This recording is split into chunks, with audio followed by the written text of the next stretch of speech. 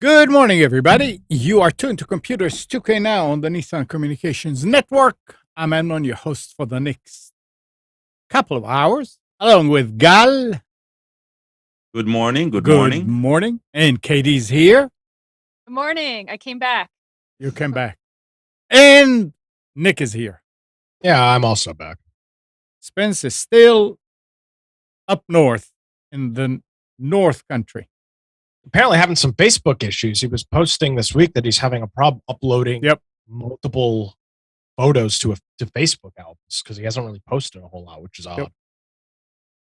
Our number is 919-518-9773, Computers 2K Voice on Skype. And today's show is made possible by vMix Software and is sponsored by Tom Sinclair of Live Streaming Gear. Yep, Katie's back. Back again. Yeah, you can't keep me away. I had a good time last time. And that's how it starts, Katie. That's how I started. Oh, well. And it only goes downhill. You have a good time once, and it's just every week is just.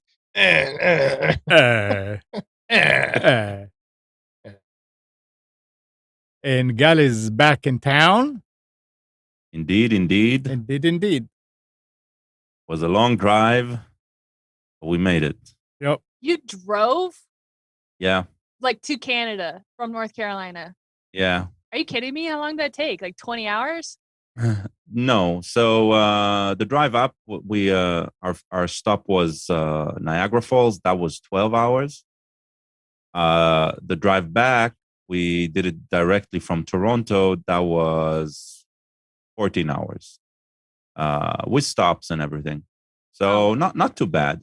Not too bad. And I can say driving 14 hours versus a flight of 12 hours that it's practically what we do when we travel to Israel, is a lot easier. First of all, you can stop the car, you can step out, right? You can stretch your legs, feel free. The scenery changes all the time. The night driving was actually probably the hardest part, where everything looks the same, right? So my favorite kind of driving. I prefer the driving itself. It's just time passes a lot slower. Yeah, but it was uneventful.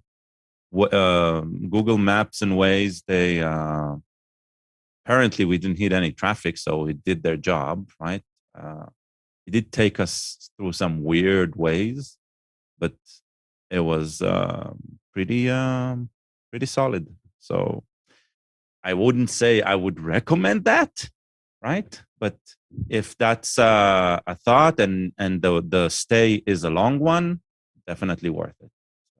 You know, you make a point because I've been seeing pictures online of people trying to travel the past month, and it's been like absolutely ridiculous. So probably definitely would have taken a few days the airports being backed up and luggage being everywhere, flights canceled. Like it's been a nightmare to try to travel on an airplane.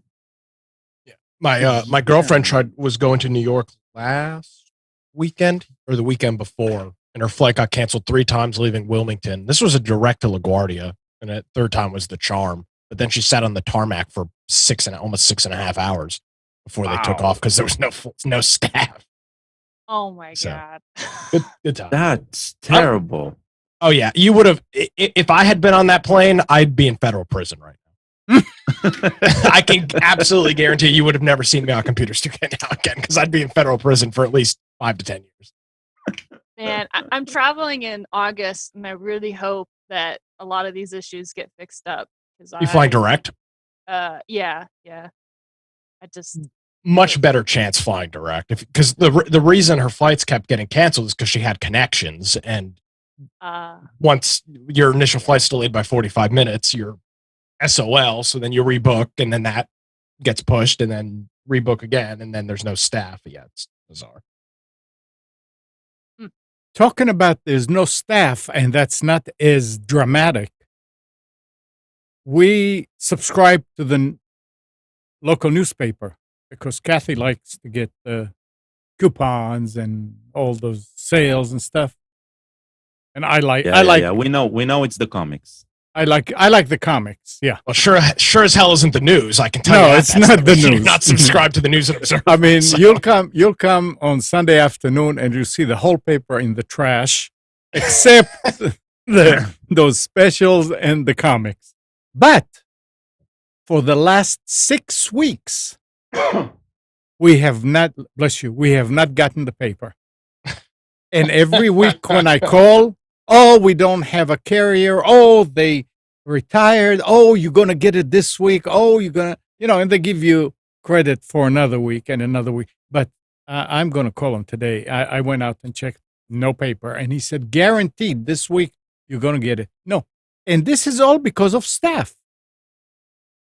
It's amazing. Yeah, but let's also be clear. This is also because of the newspaper industry as a whole. I mean, this is very much it is staff. I'm not arguing with you, but I'm saying this is also very much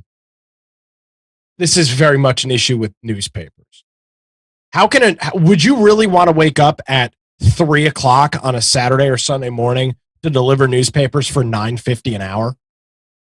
When you could go work at Costco for 22 and a half or 25, depending.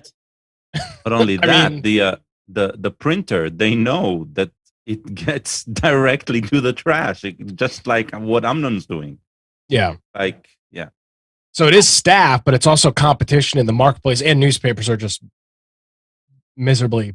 Yeah. Their traditional circulation pattern is just miserably failed. That's all okay. But at that point, say it, own up to it, and say, look. Well, and yeah, there you go. I mean, if you don't, and you just say, oh, yeah, next week, oh, yeah, guarantee, oh, yeah, this, oh, yeah, that. No, just say, look, because I asked him last week, I said, are you guys still in business? Fortunately. He kind of paused for a second there. But, I mean, this is ridiculous. But again, but now let me guess. You probably weren't talking to somebody in Raleigh. I have no idea. Because the NNO is owned by, I think it's McClatchy Media. Yeah. So I'm not even sure. You might have not even been talking to somebody from the NNO. Who knows? You dial the number and whoever answers. Was it an 800 number or a local number? It was a local number. Interesting. Yeah. It sounds to me like it might be a fire hazard because if the newspapers aren't getting delivered, are they just being stacked somewhere and like stuck in a warehouse? I mean, well, that's a great point, Katie. What's happening to all these newspapers that aren't being delivered? I tell you what, they might just not be printing them, and just saying it's a staffing problem. Yeah, I bet you the ink that they print them on is worth more than the actual newspaper. Oh, that's for sure. But yeah, it's ridiculous. I mean, they don't have to do it at 5:45 in the morning or at 5 in the morning. What happened to the old days when kids had a paper route and they would just go and get it and do it maybe in the middle of the day or papers have always come in the morning. Papers used to come 3 times a day. You had your morning edition, your midday, and then God forbid something happened at night, you'd get your evening, whatever they would call it, the express that would come out at 6 or 7 o'clock. Here's the thing. The only way a newspaper does work is if you deliver it early. Because let's be honest, the people reading the newspaper are reading it at 6:30 in the morning, not 9 p.m. Well, I don't know. They need to find a solution. I mean, very disappointed in this arrangement. Let's put it this way. And true.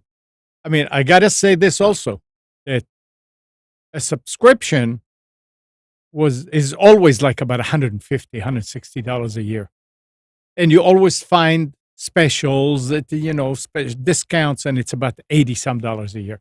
This year, when I called and I said I want to cancel because it's too much, they came up and say, "How about $48?" Yo, that goes there you go right there. That's Yeah. why. You see, I mean, That's and how much can they pay the carrier if that's what Yeah, they like make? $9 an hour, whatever, a little bit more than minimum wage, and you hope you get tips towards towards the end of the year. So Amnon, it's your fault that they are dying. It Not maybe. willing to pay the price. Well, to be fair, he did threaten to leave, and they I- offered him some I- ridiculous price. I will have no problem taking credit for it if I know it's true. Yeah, we'll make Amnon For the reason Mr. North Carolina 2022 if he kills the Raleigh News Observer. I didn't think about this, but I've never had a newspaper subscription. I don't think I don't know anybody that has one other than my parents' generation. Like, Right. yeah, when you said that it was $180 a year, my first thought was like, oh my gosh, like Amazon Prime is cheaper. like I first thought of all the subscriptions I have, and I'm like, oh my gosh, that's more than the digital stuff I pay for a year. I can tell you, my son is the first one here in the States that actually signed up for, I think it was the News and Observer as well, but he did it for the free T-shirt on some campus thing, and then he canceled. Oh my gosh, yeah. I have a Wilmington Star News subscription. I don't ever read I get the physical paper delivered to the office every morning, but I don't ever read it. I just look at the online one. Right, Yeah, I you can see, you have it because it's part of your job also. Like, Yeah, you but I'm need to saying be like informed I by their have content. access. I have access to the physical and the digital, and they were running a special where you bought a year-long digital subscription, you got 6 months of paper for free, which again is just ridiculous for them to even offer because nobody wants the physical one. At least I don't. So they throw it in front of the front door every morning, and every like week and a half, I go out there and pick all of them up and throw them in the garbage. So Jeez. that's what I do every about week and a half. I didn't want it, but it was not an option not to get it. That was literally what it was. You know what newspapers should do to keep people who want the coupons and stuff is they should add QR codes to it. So instead of like wasting space on all these ads and stuff like that, they can just be like, here's I don't know, Costco sales, and it's just like a QR code that you scan and you pull it up on your phone. But here's the thing, though. Like, Amnon, you mentioned that Kathy likes it for the circulars. Yeah. So many of these places have stopped doing it. Best Buy doesn't do one anymore. Staples doesn't do one anymore. Office Max, they don't do traditional weekly ads anymore. She cares about the grocery store stuff. Yeah, okay, and I don't argue that, but the grocery, like what kind of what grocery store are you talking about? Lowe's? I don't know. Kroger? I don't keep up with her, but she obviously is learning how to use the phone.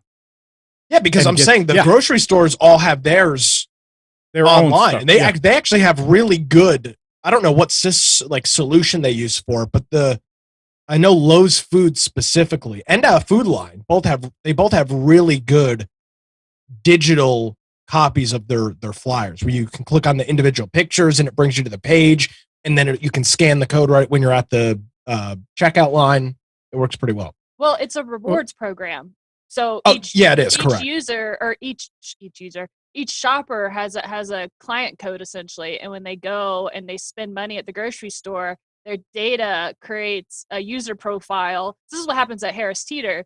Is you go and you buy the same items every week or every month, and then they send an email directly to the consumer, and it has ads for the items that they usually buy or similar items to get them to try different stuff.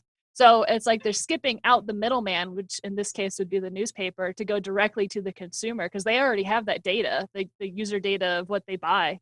So I never thought about that. Yeah, and they target more specifically to the person that's buying the groceries. So are you indicating that they're doing? Are they doing individual specials for people, or they're just taking their weekly flyer? And if you're somebody that constantly buys broccoli, they're gonna, if it's on sale, they will send you an email and say broccoli is on sale this week. They, from my experience, they target specifically to the user, to the consumer, and they do it the same. It's the same thing too. Like when I go to Food Line or when I go to a grocery store that doesn't have necessarily a digital ad, but they'll print out coupons. So when you go and you pay, and then the system sees the stuff you bought. So if you bought frozen dinners or if you bought coffee creamer, then it'll print out a coupon for coffee creamer. It might not be the exact same brand, but maybe it's what they have a deal with that they're trying to promote, and it's like 50 cents off the next time you buy this brand's coffee creamer or whatever. So all of those things are target to the individual, and it's not just like a generic. I mean, but they always have like generic sales stuff, because the generic sales stuff is to get people into the grocery store and to keep them coming back as they send out those specific targeted coupons and ads. This is just like cookies and coupons. Cookies in coupons. Oh, it's yes. like the cookies on the web. Well, yeah, you're right. It is the equivalent of a cookie. Just I'm sitting here going like Girl Scout cookies. Like I don't understand. What are you talking about? Well, first of all, specifically Harris Teeter, at the entrance, you have a free cookie. Oh, really? Yeah. They give you free cookies at Harris Teeter? They used to. I don't know if they do that anymore. It's still there. It's still there, is? I think. Yeah. They just pushed it in. I think because of COVID, they wanted less hands around it, but I think it's still there. Well, damn, I've never seen that before. Well, it's funny because I remember they used to have the cookies, and then they swapped it out for healthy fruit, so you can get like bananas and oranges. And I'm like, this is so dumb. Like, what? I don't want that crap. Yeah. Well, anyway. I always found the idea of cookies at the supermarket, from being a techie, web technology and all that. It always had a giggle with that. Yeah. All right. And in all honesty, I mean, I still have access to the whole newspaper every day online, but online they don't have all the coupons and all that stuff. They just have the articles, so that's worthless anyway. Yeah. No comics online? They don't reprint not them? Not the same format. I think. I mean, I looked at it last year. And and it's, unless you sit at the computer, you want to use it on your phone and on the phone. Yeah. It's worthless. It was worthless. Anyway, we talked last week about AR, and we're talking a little bit about VR and this. Well, you guys need to buy a new one. Magic Leap's next AR headset is coming this fall. And it's not cheap. The self-contained Magic Leap 2 glasses, which CNET tried earlier this year, will cost at least $32.99. And will be available September 3rd. $3,299. That's the cheapest. Goes all the way up to $5,000. These are glasses. Yeah. Magic Leap. And who's making them? Is this the Apple? That's no, that is the manufacturer, Magic Leap. Oh, it's their some no-name company that's going to go out of business after you spend $5,000 on glasses. That's more amazing. Than the HoloLens. Like, that's more than Google Glass was. Oh my gosh! Yeah, Google Glass is pretty cool. They are in business since 2010, according to the Wikipedia page about them. And I'm guessing they're not targeting any gamers. Just like the Microsoft augmented reality Holo, right? Those are targeting businesses. Yeah, that's what they're saying. They're concentrating on business users. So I'm guessing it's the reason. Remember, Oculus is great, but it's basically a phone in a headset with a bunch of sensors, right? So the way they were able to, yes, they're selling it at a loss, but the way that they were able to make the the hardware cheap enough, right, was a lot of concessions, and when the headset is compared to PC connected VR, right, it is always downplayed for its quality and the performance and all that. So Oculus is great because it's untethered, but it's not high end. Here we're talking about a high end headset that does something very, very specific, very, very well. So yes, the price tag is high, but we're not the audience. So, and they've been in business since probably the same time Oculus has started, right? Oculus is also 10, 12. Is this their first product though? No, I don't think so. First of all, no, the Magic Leap 1, let's see when that came in. 2015. That's when they shipped it, or no, the prototype. But they've been in business. It's not like, remember, Oculus started as a startup very much like this Magic Leap. So, and they're backed up by AT&T, it seems. Interesting. Yeah. I have conflicting opinions about this. I agree that it's not geared towards the regular consumer, because there's no way you can beat out Oculus. But now, even if they're targeting businesses, I don't think they're targeting business. Well, because coming from for a person that works in a company that is deciding, like, they're trying to figure out what VR headset or like AR headset to go with, we're still considering a cheaper alternative, like the Oculus, or in this case, like the HoloLens. I think Magic Leap might be targeting the military, because the military has an inflated budget. They always buy tech stuff. And this is what I heard, is that they put their money into the HoloLens, and it's not working out as well as they thought it was, I guess. Like, the people, I heard somebody that was in the military, they were talking about how they used the HoloLens thing, and it just didn't work out very well, and it didn't do or I don't know, it just wasn't great. So I could see like something that costs $3,000, and they're like, this is like the next great thing. Here you go, U.S. military. Do you want to replace that crappy thing that that I like? This, I don't think businesses are going to pay. That's too expensive. The $900 screwdriver. But it really depends on what they will supply. So the $1,200 a vase amount for your IMAX screen. I mean, yeah, that's the equivalent. I do think it is. I didn't think about that. Okay, that is interesting about the military, or some sort of use case where price and cost is no object. And I'm not surprised that the HoloLens isn't working out. I mean, it's a Microsoft product at the end of the day. So yeah, I see the thing. Granted, I don't know. This is just my opinion, but the thing about this stuff that is overpriced, they're not going to make their money from individual sales. They're going to make their money from group buying. So if they could sell it to a corporation or to a government, and they sell 1,000 units, maybe each unit will come down in price to be $1,000 each, but you have to buy 1,000 units. That's the only way.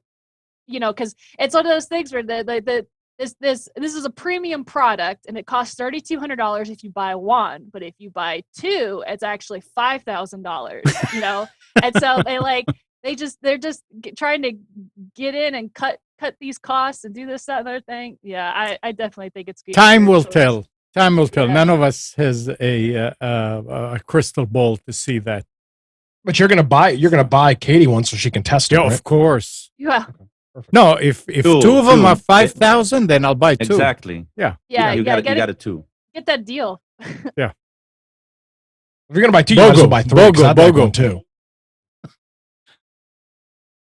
What'd you say? I said if you're gonna buy two, you give one to Katie and Gal, then you better buy three. I want one too. So. Okay. I don't know that they actually have three. They may only have one. They haven't produced three. It's like the newspaper. They don't produce them. All right. Here's some interesting piece of news that I mean it's weird. Some car makers are leaving AM radios out of their new cars. Right. They say it is because of audio quality, but it isn't that simple. James Gilboy, right via The Drive, BMW and Volvo told him that it was due to audio quality problems rooted in electromagnetic interference, of which EVs, electrical vehicles, drivetrains produce a significant amount of. Cars, engines, and other complex electronics have always made EM interference, but low wattage static is relatively easy to shield against. It's not as simple with EVs that may pull hundreds of watts from their batteries, generating far more interference, reducing audio quality to a level both BMW and Volvo told him they consider insufficient. But it's hard to take them at their word when EVs are built with AM radios and in no small numbers. Detroit 3, Ford, General Motors, and Stellantis. Never heard of Stellantis. Who's Stellantis? Have produced They're a Korean company, I think. Have produced or currently make EVs that include AM radios, even on flagship models. That goes for the Ford F-150 Lightning and Mustang Mach-E, GM EVs from the Cadillac Lyric to the Chevy yeah. Bolt EUV and GMC Hummer EV. And even Stellantis almost forgotten Fiat 500e. Oh, it's Italian. Clearly, some car makers don't think EM interference is a problem, and some EV owners agree. One user of an EV forum user said that AM radio works fine in their 500e and older Chevy Bolt, but yet they are leaving it out. Some car makers are leaving it out. I think that's going to open the. Think of it. You're buying the top technology available, right? An EV. You're complaining that it doesn't have the oldest piece of technology in there, the AM radio. Mm-hmm. I disagree that it's the oldest piece of technology. It is inside the car. No, they're completely incorrect. What did it's not the oldest piece of technology. There's inverters and stuff in there. That stuff's been around longer than the AM radio in the 1910s. Yeah, sure. Gal, what did you listen to on the drive back?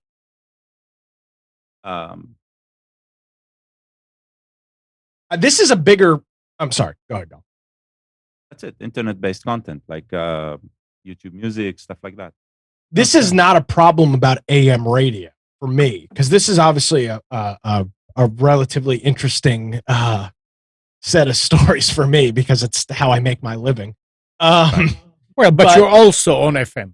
Now, yeah, I mean you might be able to debate that depending on the day. But the biggest question I've seen this week in a bunch of these broadcasting groups and things that I'm in is typically when you are building something, some sort of electronic.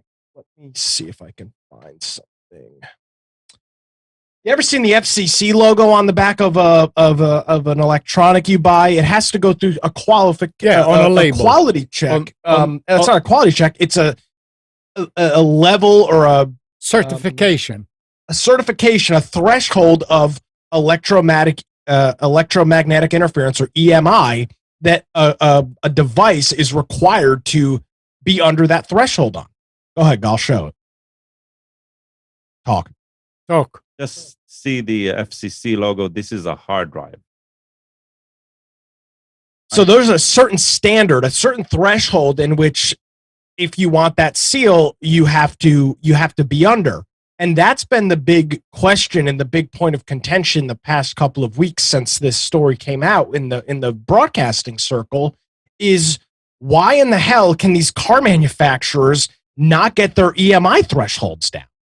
I mean, there's no question about it that AM radio has a lot of interference. I mean, you drive under a traffic light and you'll hear, I mean, there's EMI everywhere. But the EMI in this car is so noisy and so loud that an AM radio is inefficient and doesn't work well. That's a bigger problem from my vantage point, is why can't they get the interference down on this stuff? Shielded. Yeah. There's plenty of battery operated devices that draw hundreds of watts that don't have issues like this. To me, it seems like they're probably cheaping out on filters and capacitors, and that's what the result is. Because you could filter that EMI out if you cared.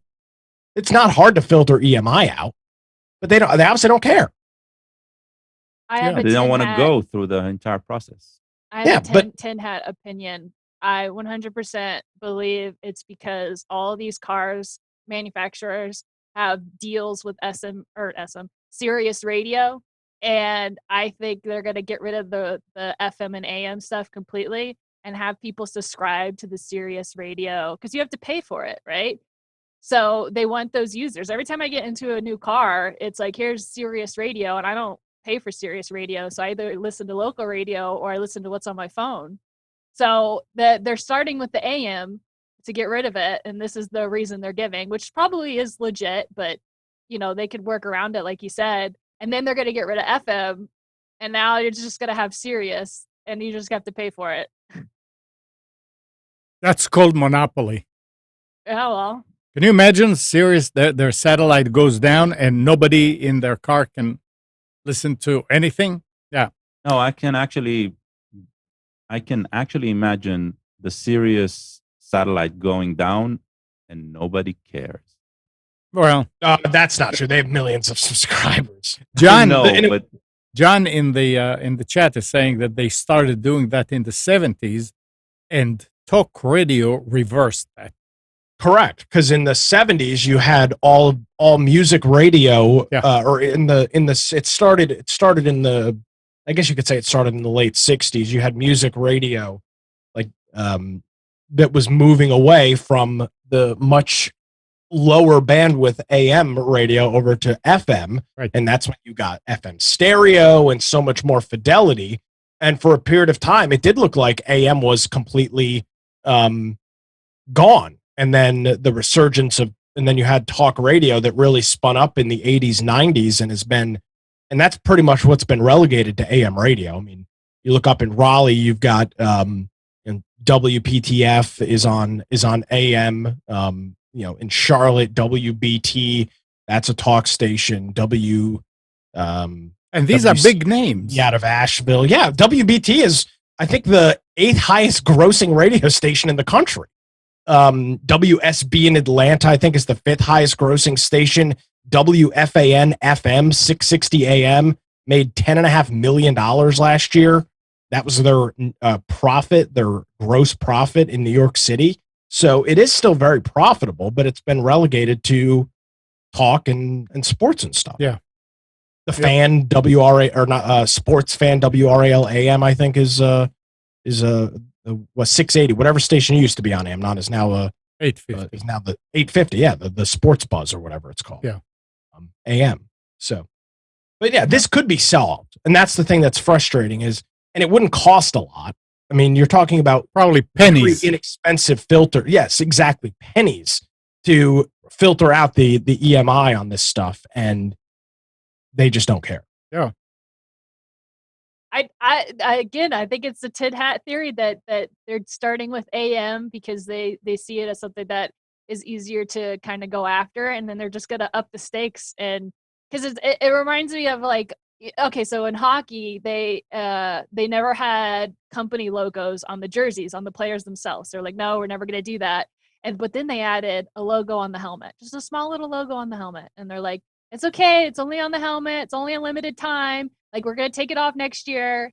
They didn't take it off, And then now this year, they're adding a small little logo on the jersey. And they're like, it's okay. It's just a small little company logo on the jersey. It's going to come off next year. And then guess what? Now, you have a logo on the head and then you have one on the body. They're not going to, like, it's just going to keep going. So I feel like this is going to set a precedence where we're just going after AM. It's fine. It's just little things. I don't think they're going to be able to do away with AM. There is no way.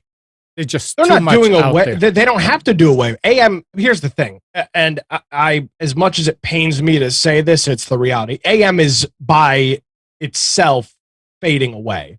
It is, as Gal mentioned, at this point 120 plus year old technology that's been mainstream. AM is very much slipping to the back burner, and even looking at big stations like WBT and WPTF. They're all on FM as well. So AM is not going to be the standard 20 years from now, most likely. Right. It's going to join the low frequency, right? Which used to be the way to receive global communication. Yeah. Right. So, yeah. It's not going away, but again, it just, and Katie, I don't necessarily disagree with you, but this is just such an easy problem for them to fix. I don't even know why it would be a big deal for them to even, like, that's the only system in the car that's being interfered with by EMI. I call BS. There's got to be other systems too, but they're likely filtering those other frequencies out so they operate correctly. They're just not filtering out the AM band, which is 590 through 1600. I remember adapters, converters that will hook to your radio and give you FM when the radio was only AM. I had a 60-some car back when I came here, and it only had an AM radio in it. It had no FM. It had AM and it had shortwave. And she bought something, I can't remember. I think it was like $19, and you hook it in the back, like in the antenna. It was just a radio. It was just another radio. It was just another tuner. Yeah, but you didn't have to do anything to the radio. You just plug it. It was the equivalent of like the equivalent of like a Bluetooth, the thing that you can connect to your car to give it Bluetooth. Yeah. It's just a different. So you will find. I mean, if they are successful in this, then you'll see adapters to go AM. I don't know. We'll have to wait and see. I think the main driver for all of this, pun unintended, is the company feels that AM isn't used enough, right, by the consumer. I'm not talking about the radio stations, but I'm talking about the consumer here. And it's GM's, what was it, GM, right? Well, no. It's BMW and Volvo. Okay. GM still has it. It's their attempt at trying to phase this out. This is another thing they need to think about, right? Another piece. So yes, it seems like this very small piece, and why are they bothering with it? But I'm guessing it's them testing the water of maybe we can get rid of this and nobody will notice, right? So other than this news article, we don't really know what type of noise it's actually going to make. And this was BMW, right? BMW and Volvo. Well, this makes sense for BMW because they're the same company now that is charging a subscription service to use the heated seats in your car. Yep. So we know that BMW is not necessarily the greatest idea place in the world. They're now offering a new subscription service that for heated seats using their Connect Drive store. Now, this is starting in South Korea, where it's starting. It will cost you $18 a month to get this. You can get a 1-year plan for $176 or a 3-year subscription for $283 to use the heated seats in your car. Yep. That is already built in. they looked into Tesla's model, right, where Tesla is selling the car with everything baked in, and then they charge to unlock, right? And they just took it to the wrongest direction possible. Extreme. Yeah. It's like a mobile game or a video game. In order, you spend $10 on the game, but you don't. It doesn't give you the whole game. You have to download and buy individual packages. Like, that's ridiculous. Yeah. Katie, get the mic a little closer to your mouth. Hello. It's fine. It's fine. Okay. All right. Listen to this now. Again, somehow it's coming back to VR and stuff. A new study from Germany has found that working in virtual reality does not increase productivity, comfort, or well-being, but does say the report will help identify opportunities for improving the experience of working in VR in the future. Sorry, what'd you say, Gal? Yet. Yeah. Well, they say in the technology is future. still so new. It's Yeah. I'm guessing we'll get there, but for now, I would agree. Still experimental. Well, it's And just you're still working, so it's like the stresses of work are still going to be with VR and AR. No matter where you are, you're still working. you start working, but then you end up playing. Today.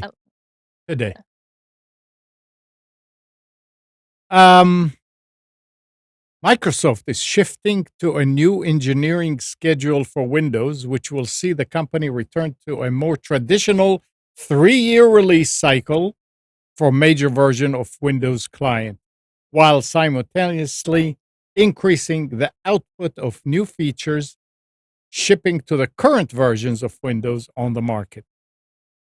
So, for basically adopting Apple's cycle. Huh? That's fine. Adoptions are good. Yeah.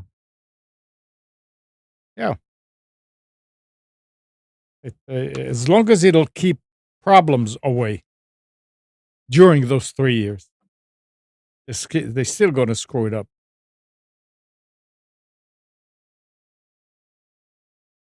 We still have a few minutes before specials. I want to ask a question. Never had any experience with it. But like yesterday, Hannah was asking me about that Office $40 that I got for her, and she's got a Surface Pro 7, which I think has either 128 or 256 SSD, and it's full. So she's using an external drive. That's where she put all her files and stuff. I went trying to find out if it can be upgraded. No, it cannot. But a lot of people say, but it has an SD slot that you can put a 1 terabyte SD, micro SDxc, and that will do it. So I went looking. Mm-hmm. And I see micro SDxc. I was trying to educate myself about it, and there is an SUA1 speed or whatever, and that's the one that works on this. Anywhere from $16 for a terabyte to $300 a terabyte. Why? Anybody? Different manufacturers, different QA, different. Basically, different levels of quality assurance, basically. Instead of making sure that the company does the quality assurance. So, I mean, probably the $150 to $300 markup, that's BS. That's just trying to see what will stick. But the ones between $16 to $150, that will be different levels of quality assurance where either the consumer does the quality assurance or we do the quality assurance and you get a good product. Right? Hey, when you talk, that will be the difference. Go ahead, Nick. No. Oh, Well, I It thought was Nick me. said so. So I was reading reviews, and a lot of people say once they put like about 20 gig on it, it started getting corrupted. So that's what you're talking about. That it's having to change it again and get a replacement and get a Right. Hmm. The quality of the chips, mainly the quality of the testing. The quality of the chips are probably pretty much the same, but with this microscopic transistor printing, right? Mhm.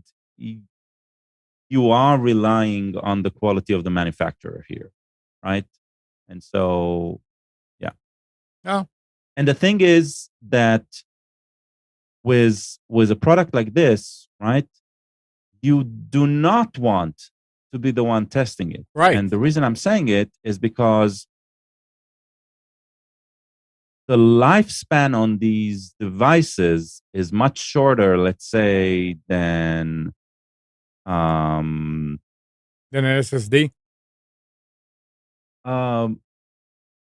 yes, because of the quality of the chips, right? Remember that flash-based memory, Yeah.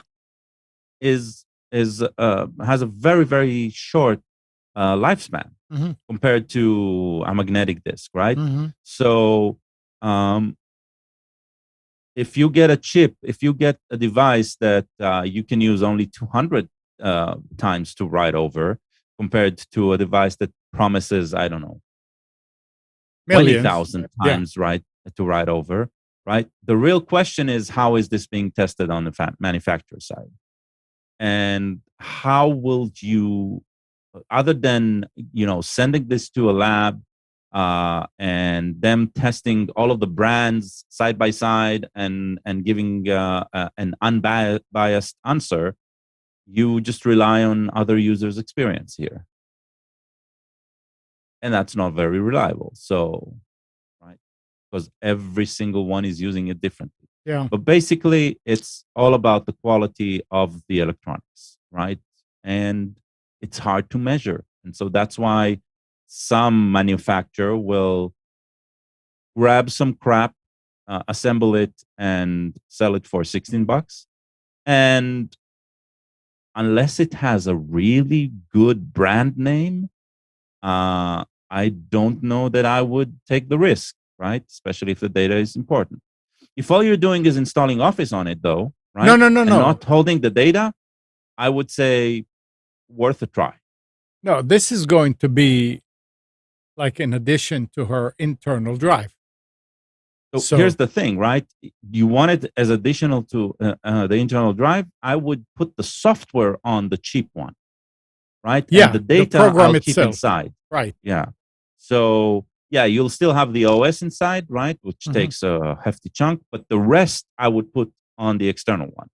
So yeah, that's if you're if you're feeling adventurous. But if not, then pay the premium and buy a solid brand name that gives a warranty at least. So that at least replacing it won't be an issue. Yeah, but by the same token, to replace it in place and have everything back on it, Oh yeah, it's a lot. It's work. So that I didn't know if there was difference between manufacturers, but yeah, the way that you explain it makes a lot of sense. I don't know if Yeah. SanDisk still does it, but SanDisk Oh, yeah, used to SanDisk is the give most lifetime expensive. warranty. They- I no, don't think they they're- still give the lifetime I warranty. think I read and they give I think they reduced to 3 years or 5 years. Or 5 something years, like that. yeah. And they are the ones that cost a lot. Yeah. I mean, like the But 300. then again, even their brand, you can see it's sold by different sellers at different price tags, right? And there, it's just whatever they try to stick to it, right? Like, Yeah. All right, that's good enough. Thanks. Gal, I've got a question for you. Yep. And I'm looking for the cheapest way to do this, preferably free. So I need to create a different account on a payment service like Venmo or Cash App, Right. or for a side project. Nothing malicious or nefarious. Just for to accept money as an organization or a group. I don't want to create a business account because it's not a business. You need a phone number to create Venmo and Cash App accounts. They don't use Google. They won't accept a Google Voice number, and I don't want to pay for a damn burner number through some stupid ass service. What is my solution, or is there not one? I mean, first of all, you can buy a cheap SIM card, right? And that. So, like a prepaid. But I just need the I just need the number to create the account. I'm never going to use the number after that. I understand that. I have not found a way around it. We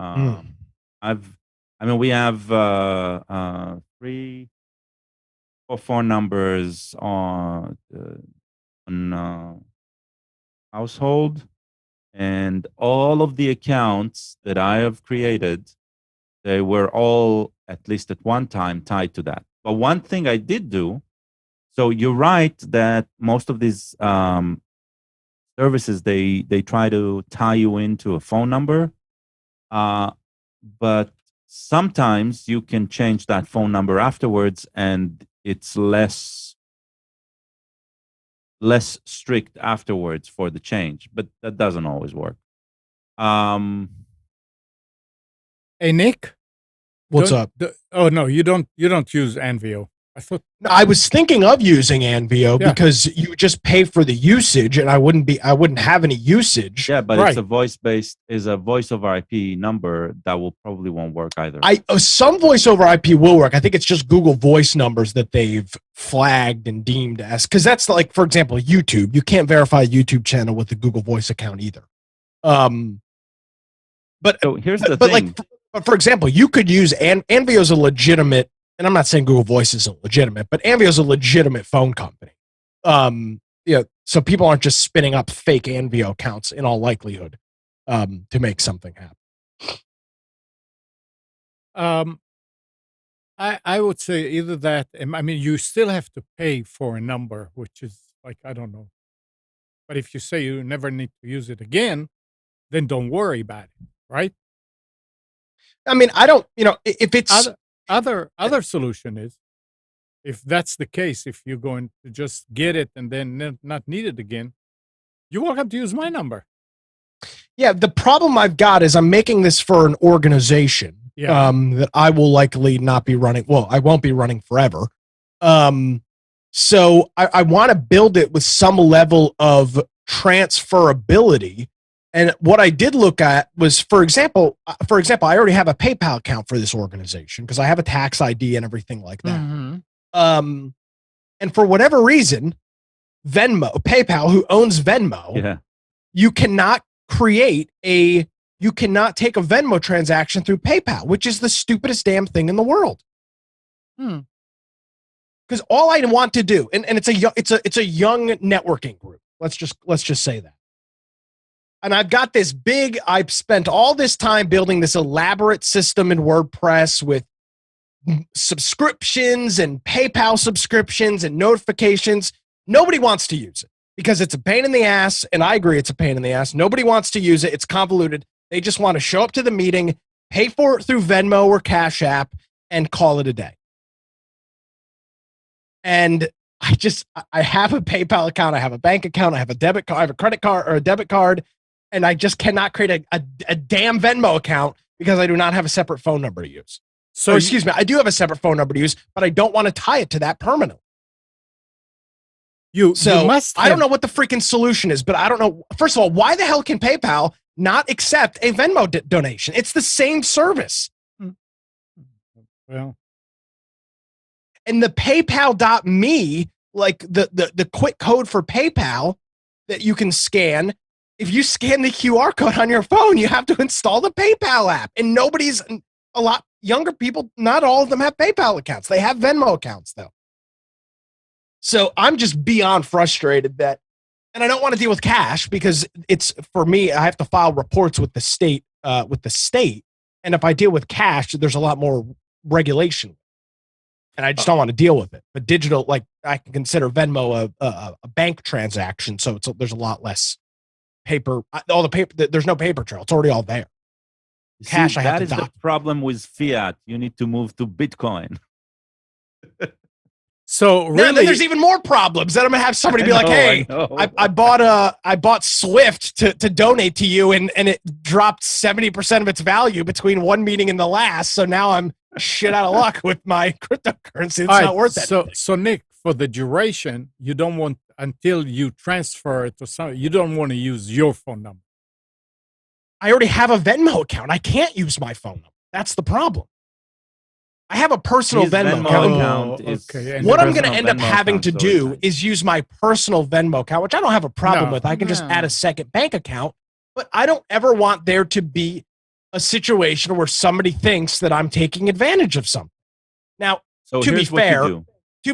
I'm the treasurer and the president of this organization, so I have access. If I wanted to extort them, I think we have $37 in our bank account. If I wanted to extort us, it wouldn't be hard for me to do. But I don't even want to give the premise of you're paying Nick Craig instead of paying the organization your dues. All right, so go with Envio.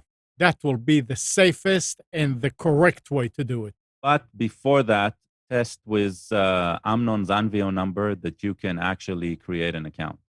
I can try that before. Yeah, you're right. I can try that.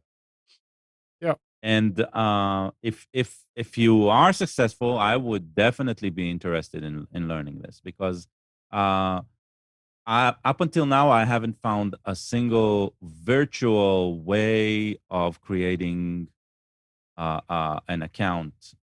No, Like come that, on, so- Gal. You can't tell me that only people with landlines can have a Venmo or whatever. No, not not Venmo. landline. Or cell phone. Cell phone. What if you don't have a cell phone? lines. Then you don't. Well, if you don't have a cell phone, then you're not using Venmo. So so Yeah. the problem solves itself. Oh. Yeah, try. You're Venmo welcome is to try is it, a Nick. mobile app. So You're welcome to try it, Nick. And I'm gonna Rise, while we're talking, I'm gonna put it in because the first thing is what is your phone number, and if you put in a Google Voice number, it tells you this number is not valid. Okay. So Yeah, go ahead. And we'll see. That's By the very way, interesting. my Venmo, I need to check because I use Google Voice exclusively since 2013, and I did son of a register bitch. for- What? the Anvio number doesn't work. Oh, To use yeah, I know. Venmo, you need your mobile phone number. Yeah. Ugh, They- this is a they- nightmare. you will need to buy some burner phone SIM or something like this and use that for it. Yeah, I guess I'm just using my personal account. Wait, what happened? Yeah, wait a second. What happened if you get a prepaid phone?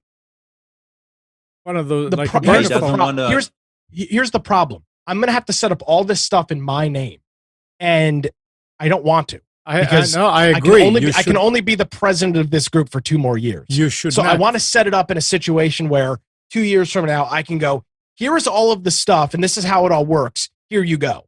And burner phones and weird stuff is just not what I want to do. Okay, and okay, Nick. What about the organization getting a cell phone for conducting business? Because I don't want to pay $30 a month for a cell phone. It may not be that much. It will be. No, there's no cheap solution here. Yeah, and that's what I'm Yeah. saying. Is it's like the craziest thing is it's like you're trying to do something quote by the book and try and keep things separate, and you're just constant and you're hitting this roadblock. It's just so damn frustrating. Right. This is so the book here decided that voice over IP numbers are insecure, which is a total BS, right? But because they are easily manipulated by any actor, right? Because they cannot sort of trust, then yeah, at one point, sometime after 2017 or something like that, because I do remember using. I mean, I have a WhatsApp account, a lot of virtual accounts, right, that are tied to my Google Voice account. But there are a few that are tied to my T-Mobile account number because I couldn't use anything else. And I don't use my T-Mobile number for anything, right? So the moment I drop them, I might be I might be in a problem if I can't reset the phone number. So yeah, I'm with you. I haven't found a good way around those limitations. It's so frustrating.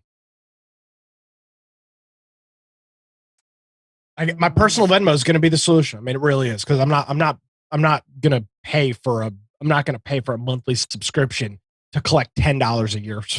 I mean, talking about the dues for this group are $10 a year. I'm not going to spend $30 a month on a cell phone to collect and $100 a year. You don't need to pay a monthly fee. You need a one-time number. Well, yes, and then I think I need more than a one-time number, because now that I'm thinking about it, if let's say Gal becomes the president of my group in 2 years and goes to sign in on his phone, and I say, here's the phone number, here's the password, I guarantee you it's going to try to send an SMS verification code for login. Of course it will. I almost guarantee it. So it's not like I can just use because obviously there are solutions to just, do one-time burner numbers, but when the account this isn't like YouTube or Google where you're verifying your account with a phone number, but you're logging in with an email and a password. Your login is a phone number.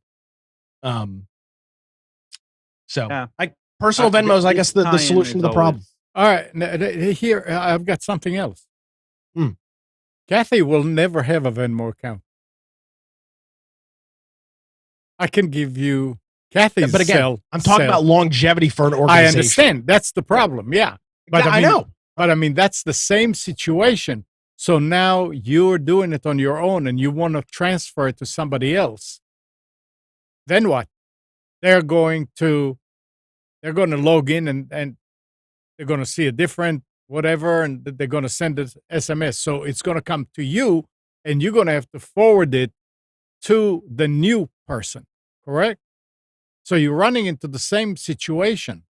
Well, yes. Yeah. I mean, I guess for the time being, I'm just not going to worry about it, and I'm just going to do stuff personally and just transfer it to the bank account. I wonder what this really comes down to. The frustrating part is, why will PayPal not accept Venmo donations? Because that would solve the problem. I guess you don't need a phone number to create a PayPal. I guess when the time comes, if you do it on your own phone, when the time comes and Joe is going to be the president and he's going to run it and he's going to be needing it, you get his phone number and you change the phone number in. He's already got a Venmo account though, Amnon. That's the key problem. Okay. Yeah. That is exactly what this comes down to. And it's unbelievably frustrating. Yeah. Well, actually, hold on a second. I just typed in my phone number to create a new account, and it is sending me a verification code. So you can. Yeah, never mind. This phone number is already registered. Sign in with this phone number. Try another number. Okay, never mind. I'm done with it. My blood pressure is. All right, you're ready to do special. Oh, great! Yeah, that'll calm me down. Okay. All right. Let me get. Speaking of something else that was raising my blood pressure, it was last night trying to do specials. Yeah. With Amazon Prime Day just being out the last couple of days, there's been very few specials, but I was able to cobble together a couple of things. So let's get it started off on this July the 17th. I thought Gal and Amnon and UK, you'll find this funny. I found this little, what is it called? These Venn diagrams. And it's the difference between a cat and an inkjet printer. And you can see with the Venn diagram where there's the overlap. A cat and an inkjet printer are both moody. They both spend a lot of time self-cleaning. Accurate statement. Incredibly unreliable. Demand feeding when the container is full. Cyan is always empty, even though you just spent $38 on a new Cyan cartridge. And when you need them, they just ignore requests, like my cat does. So a little bit of a Venn diagram there between an inkjet printer and a cat. All right. Again, you have to bear with me because it was incredibly limited specials this week. Let's start off with a couple of televisions. Both of these are over at Best Buy. First, I've got the Hisense brand. which I believe is Vizio's cheaper brand, yet their TVs are very similarly priced to Vizio, but I believe I believe Hisense is a subsidiary of Vizio. This is over at Best Buy. It's a 65-inch LED 4K UHD TV. It does have a Roku Smart TV built into it, so you can check that out over at Best Buy. Normally runs for nearly $800, $799. It's on sale for $429, and that runs through tomorrow, Monday. That's both in-store and online.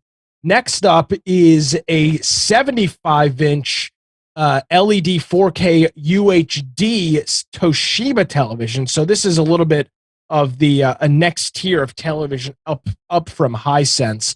And this is interesting. This one's running Fire TV built in, which, Gal, correct me if I'm wrong, prior to Amazon making their own televisions, I don't remember TVs ever coming with Fire TV.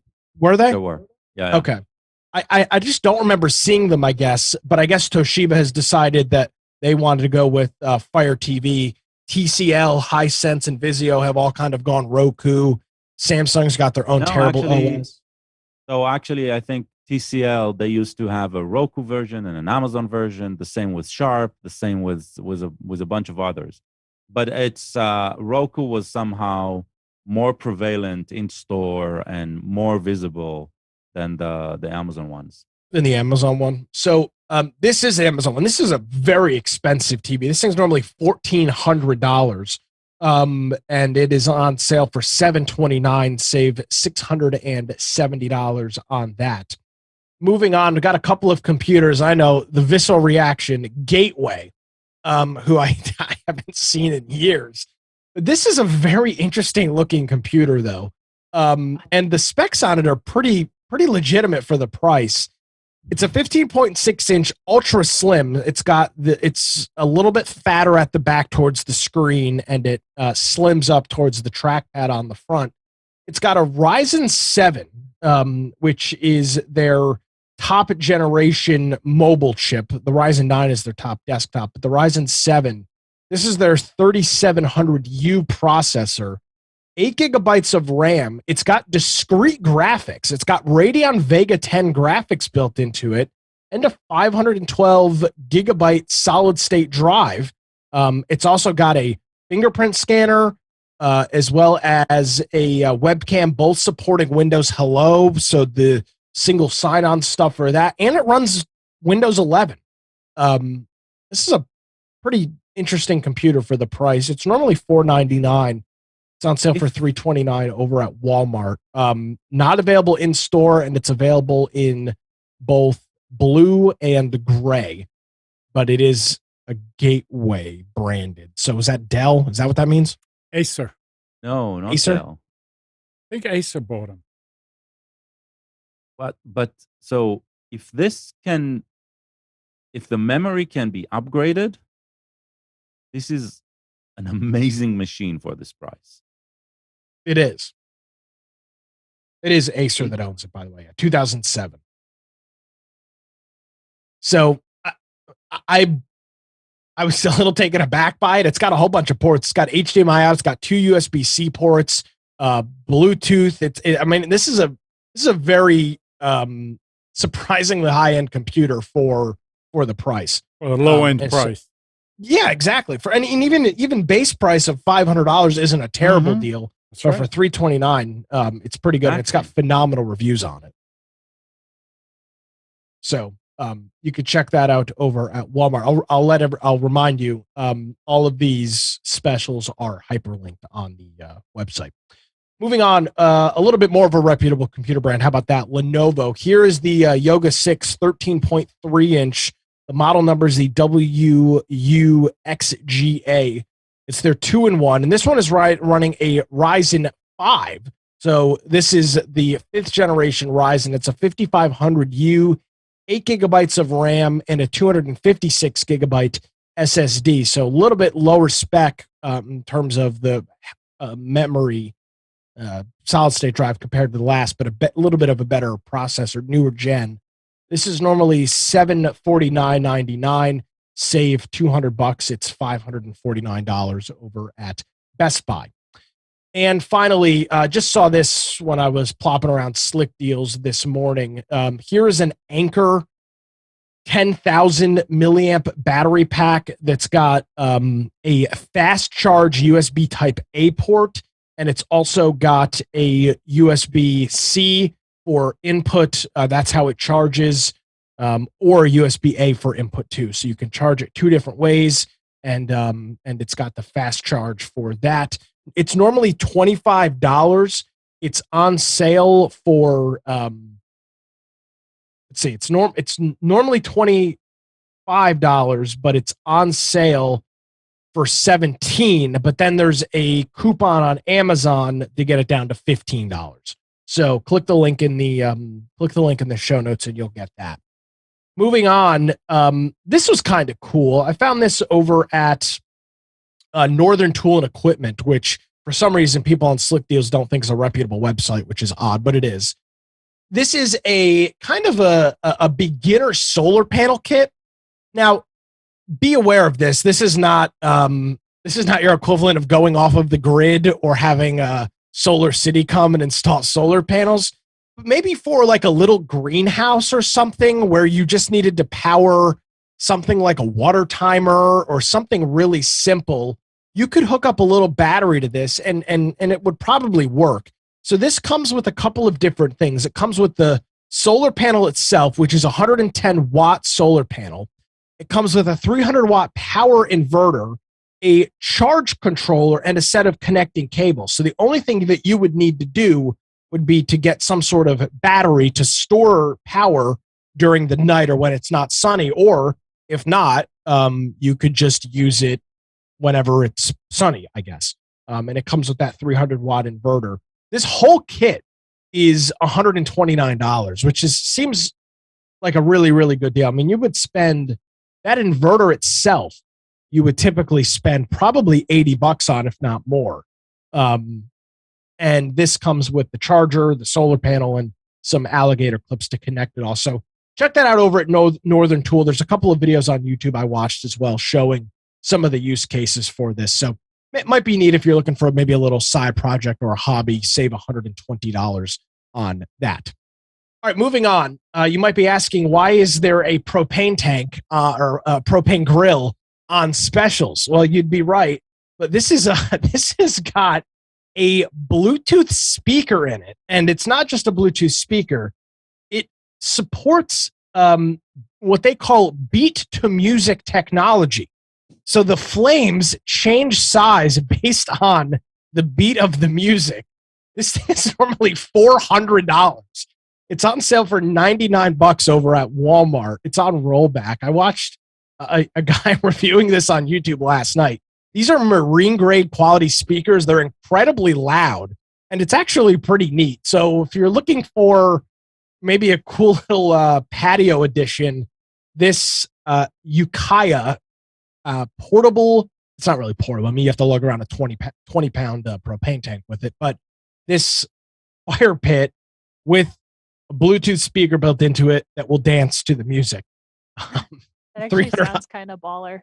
It is kind of cool, and it is only $100. I'm marginally tempted to go buy it, but it's just another useless gadget that will sit in my garage. Yeah. But you can check that out over at Walmart. It's on rollback, so supplies may vary. I didn't realize Logitech had come out with a new webcam. I thought their highest up was like the C920. Turns out that's not the case. They've got their new Brio, B-R-I-O webcam line out. This is a 4K. This is a monster of a webcam. This thing is huge. It supports a 4K Ultra HD sensor in it. It's got infrared on it, so it will perform incredibly well in low light. And of course, obviously supporting 4K video over a traditional 1080p webcam. It comes at a price tag. These things are normally $200, but you can get it over at Amazon. It's 29% off, so pick it up for $142. I'm not sure I'd buy this for a video meeting. I don't believe Zoom, Teams, or any of these other services are going to support 4K video calling, and if they do, I don't think it's super relevant. Maybe if you're somebody that does TikToks.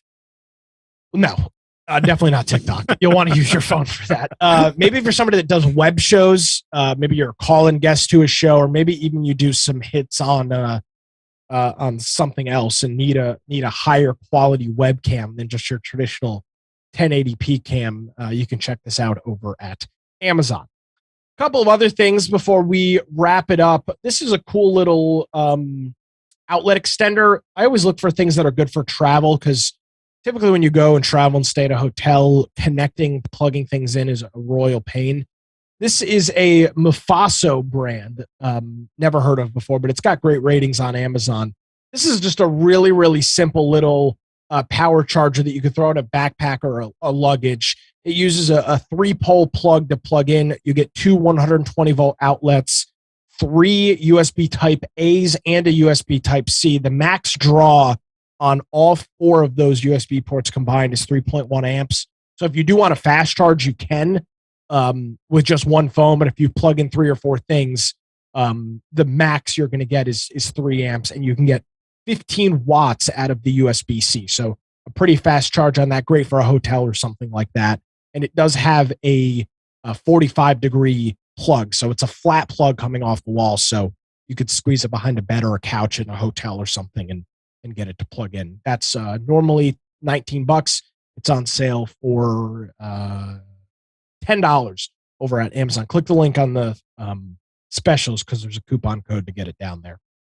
And then saw this flashlight. Instead of it having AA or AAA batteries, which I know is ideal for longevity, if you want something that is, you don't have to screw around with batteries, you just have to charge it. Here is an LED tactical flashlight by Everready, which is a relatively reputable brand. They make a bunch of different things. Water resistant emergency flashlight. Normally $17. You can get it over on Amazon with a coupon code for $7.29. And you clip that right on Amazon. I ordered one of those this morning. So looking forward to that coming. And finally, I don't believe I've ever recommended, or Spence has ever recommended, buying something from QVC. And I'm still not sure I will recommend buying something from QVC, but it is on sale. Here's the Arcade 1-Up cabinet. You may have seen these in Walmart or Best Buy or some other big box stores. These are like the normie or modern arcade cabinet that people are putting in their homes. There's 2 different versions available: a Capcom version, which is Street Fighter 2, or a Namco version, which is Pac-Man. You can pick this up over at QVC. It's normally $500, and you can get it for $299 plus $35 shipping. Or if you're a big fan of paying stuff off over a long period of time, it's just 5 easy payments of $60. And by the time the thing is broken, you will have finally paid for it. So you can check that out over at QVC. You can also sign up for their credit card, and you get those easy payments are spread out over 12 months. It's an unbelievable deal. You can you just sign up for their Q card, as they call it. That's over at QVC. Be buyer beware of that. So that is specials. Did anybody get anything good during the Prime deals? Coffee. Like a coffee pot or coffee? No, literally a bag. My coffee I normally buy is like $20 a pound, and it was on sale for $9. Wow.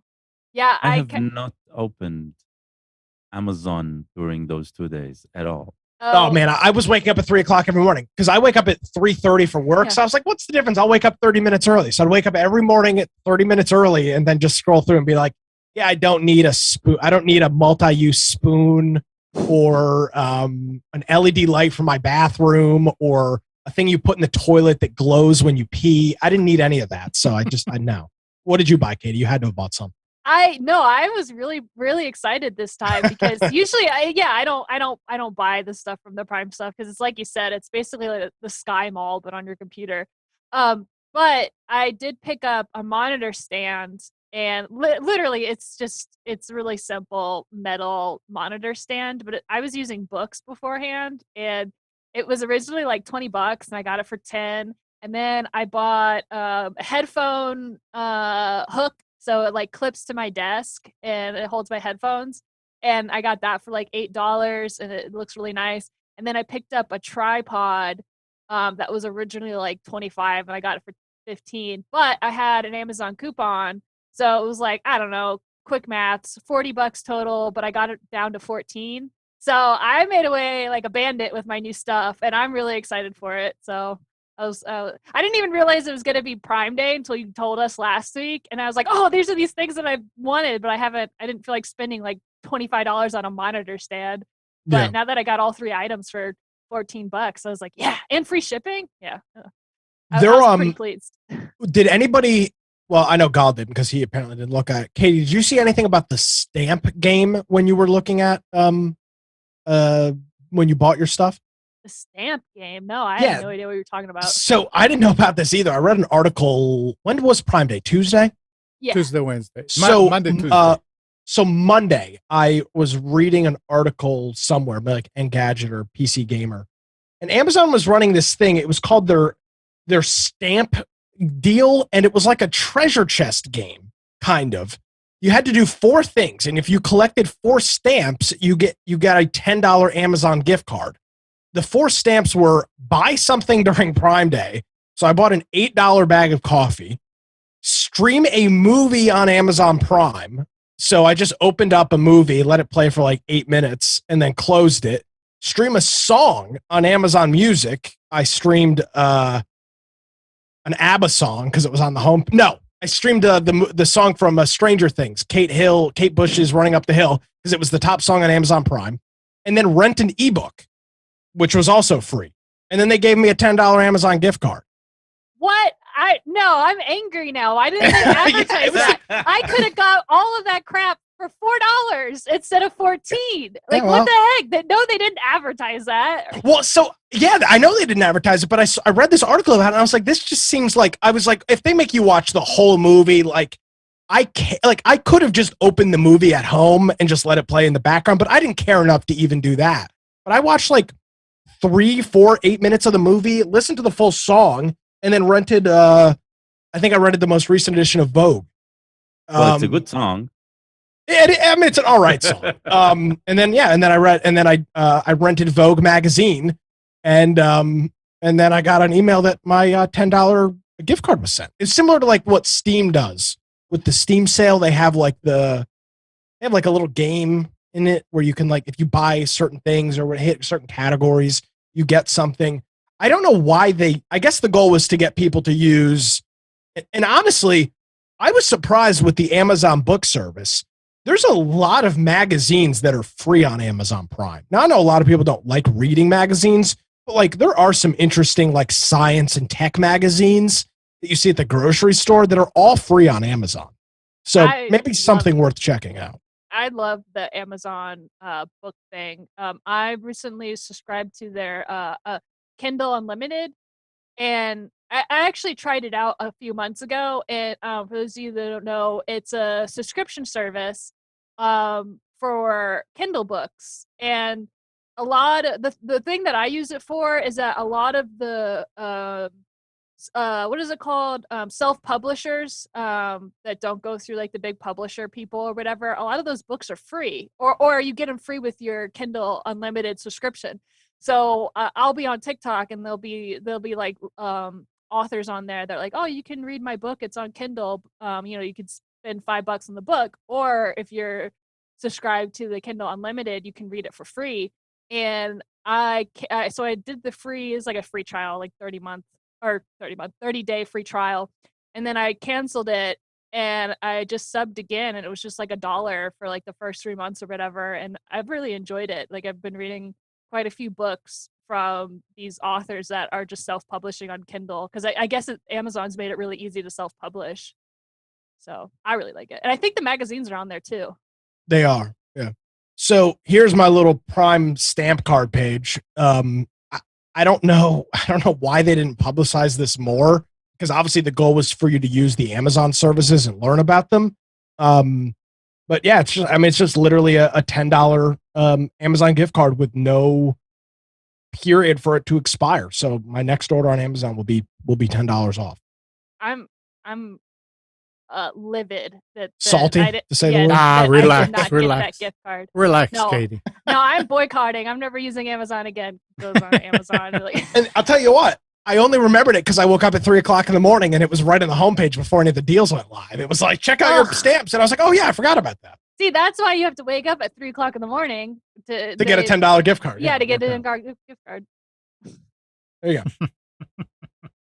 Yeah, I mean, there was a lot of stuff on sale. I mean, if I had to guess, because it was from 3 a.m. Eastern, which is 12 o'clock Pacific, to maybe 8 or 9 o'clock Eastern every night for 2 days. And every 5 minutes, there was like a dozen items that were on sale during their lightning deal. I mean, there was thousands of things that were on sale. Yeah, they had quite a few electronics and computer and gaming stuff. And I almost bit the bullet and bought like a new mouse and a new headset and stuff like that. But the stuff I have works fine. See, that's the problem. Whenever there's like a Prime deal, like all of my electronics are working. So it's like 6 months from now, they need to have another Prime day because that's probably when my mouse will break and I'll need a new one. So it's like, I don't need one now. You need to use the Amnon system. Yeah. Oh, I have something in the closet. Yeah. And then my house will be overrun with electronics and Yesterday I spent probably Amnon wants to move on. He's like, we need to get out of this topic. Yesterday I spent probably, I think, an hour and a half, 2 hours coming back from the trip. I wanted to put back stuff in place.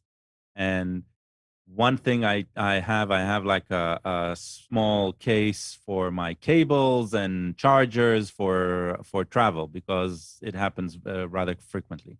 And I come back to put it in the drawer, and the drawer is just packed with crap that has been accumulating there for the past probably couple of years.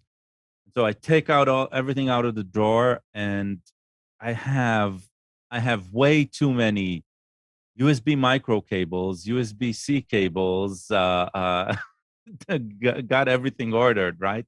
So if anybody needs a USB cable, a micro, or a USB-C cable, I have tons to spare. And I'm probably never going to throw them out just because I can't throw something that's functional. So put them on Facebook Marketplace for an obscene amount of money. That's what I've seen people doing recently. I saw, what is the ATX power cable called? The black one. It just has the 3 holes on the back. Is it just an ATX power cable? Yeah.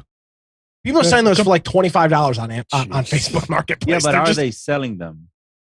No, but it's just funny that they're listing them because we should. They might be. I don't know. Meet. Do a Computers 2K Now swap meet. Oh, that's a great idea. Yeah, like we could. Amber could clear his whole house. Yeah, we could just bring all of our old electronic stuff and then trade it in with somebody else or whatever. A swap. Yeah, that'd be great. Let's do it.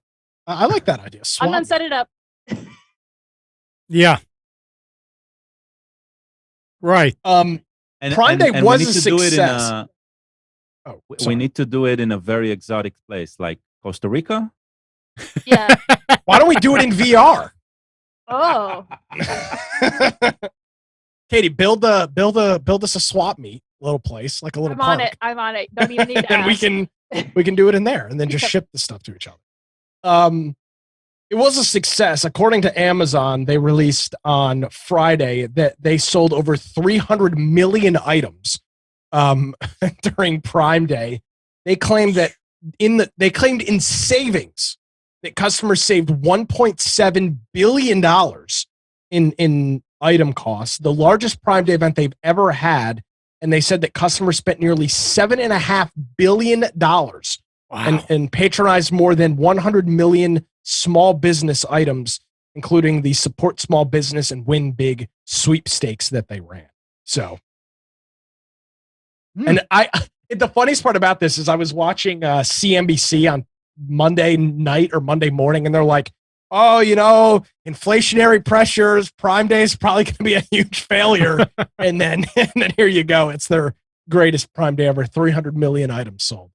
I mean, those numbers are like, the government can't make money move that way so efficiently. So, well, efficiently efficiency is the key word. The government can make that money. They just can't do anything with it. Exactly. That analysis doesn't make any sense. If if everything costs more because of inflation, then of course people are going to buy things when they're on sale. Like, Well, the what? idea is that if everything costs more, you don't have any discretionary money, so you won't buy. Oh, I stuff. see. But obviously, that turned out to be BS because. Yeah, but since when has humanity been thoughtful about its pocket?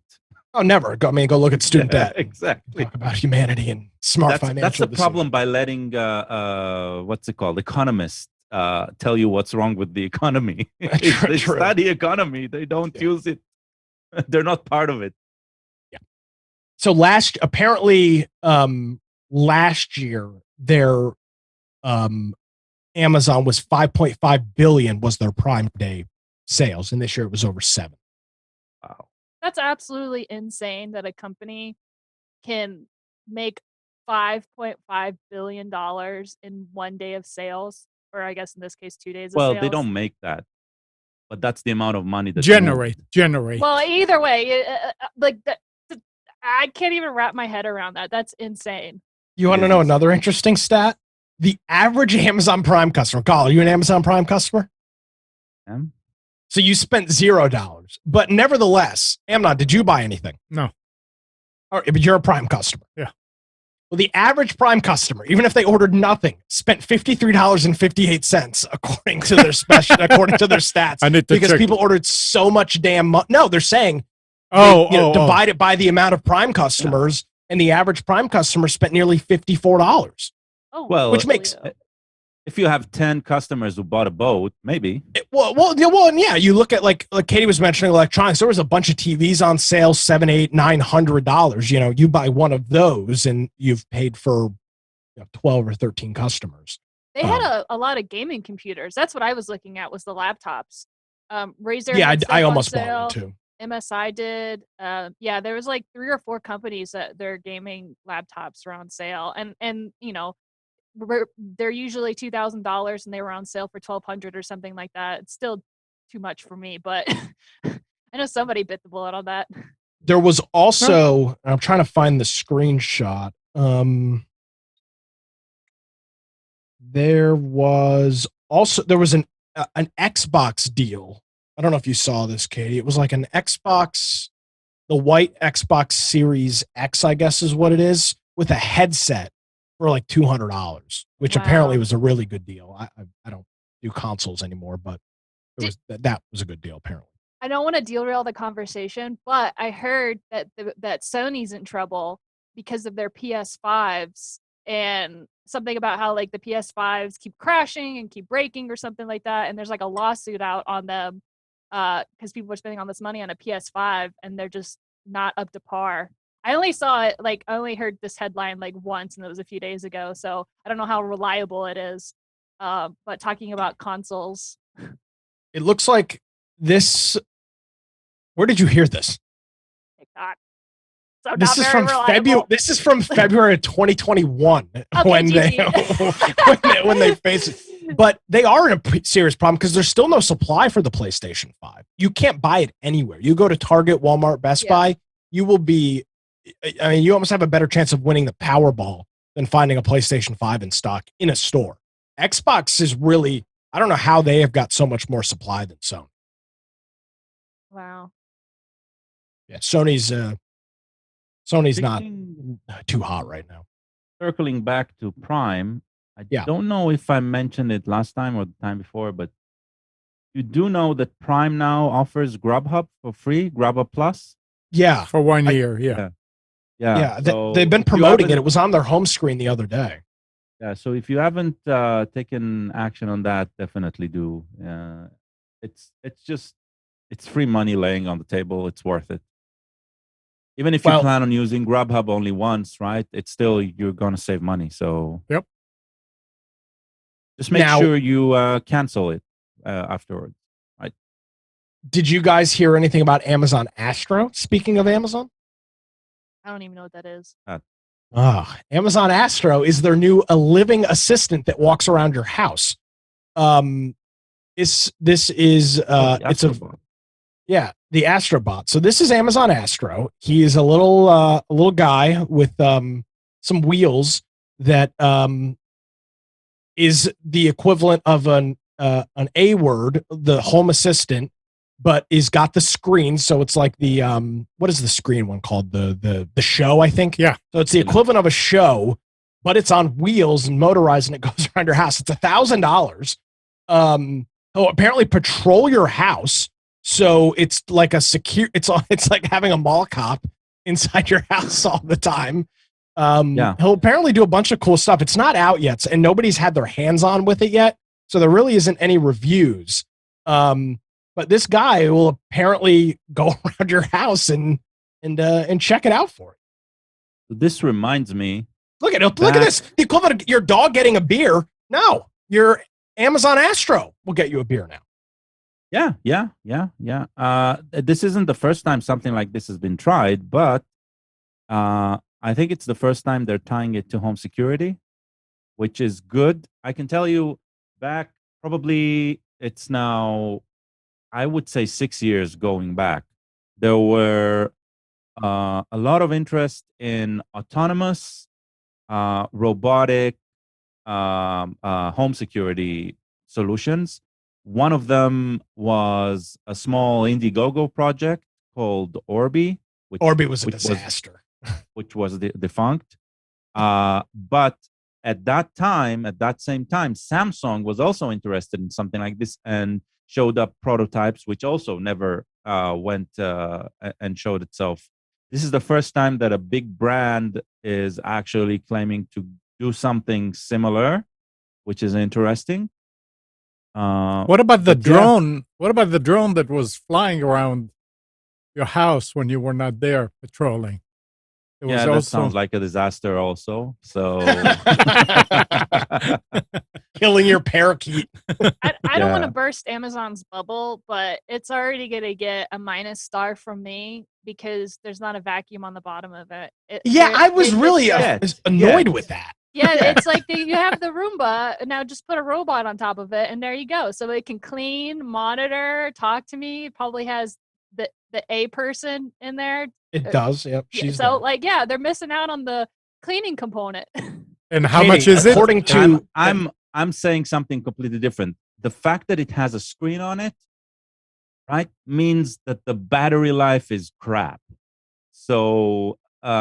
because the most energy sucking thing is the motor and the screen together. Yeah, but the screen will probably go to sleep. The screen won't be you on. would add a vacuum to it as well? Come on. Well, but hey, wait a second. It can go and charge itself. And if something is going on, it can let go, but it can, it can top it off. The moment Nick wants his beer, that's when it's charging itself? No, that won't do.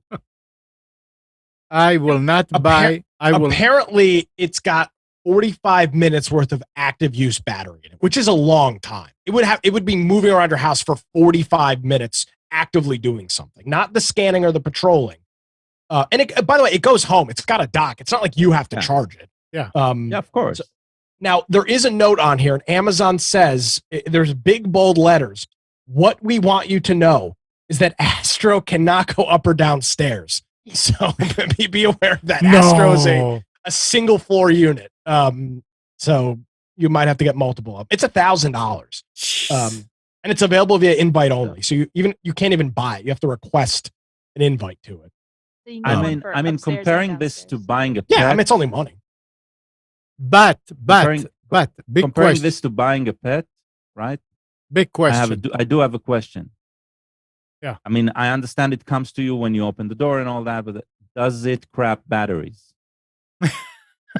No, people that have pets aren't going to buy this at all because I can see a dog just tearing it up, and that's $1,000 down the drain. And same with a cat. I want to know one thing.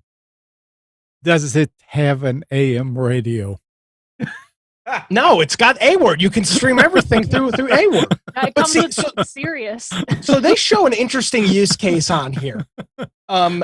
So it's got a telescoping camera. That's that little tripod. It's not an antenna. It's a telescoping camera. Oh my God, I think I left the stove on, or I left a candle lit. That's one of the use cases they show, which is, don't get me wrong, I'm not going to spend $1,000 to figure out if I left my stove on. But it is kind of an interesting use case of this little thing that will, kind of like will check and make sure and see what's going on around your house. Definitely ambitious. It'll be fun to see. I mean, we're gonna hear about it a lot because it's going to fail a lot, right? So the failures will probably be hilarious.